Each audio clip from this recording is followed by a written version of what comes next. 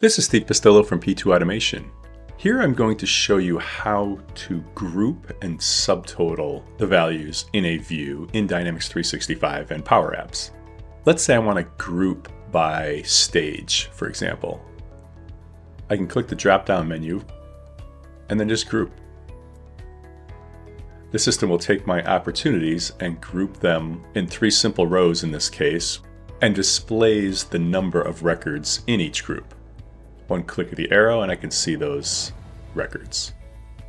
Now, unfortunately, at the time of this video, you can't save this information into a personal view, but you can use it on your existing views when needed.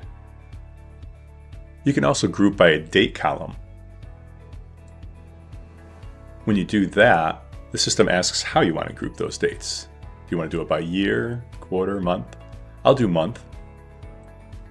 And just like before, you can see how many records you have for each month.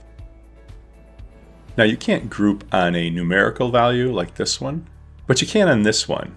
And that's because the probability is set up in a choice field or a drop-down box. So there's only a few choices. So you can actually group on that one.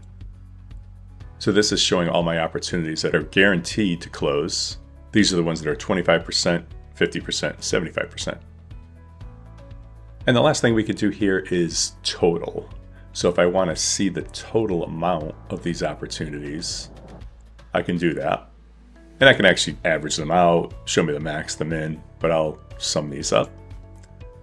And I'll do the same thing on the weighted amount. And again, you can't save this so it shows up every time, unfortunately. You can see that because there's no asterisk that appears here, so there's nothing to save. But you can apply those totals as needed to any view that has numerical data in columns. If you'd like to learn more productivity tips, make sure you subscribe to our YouTube channel.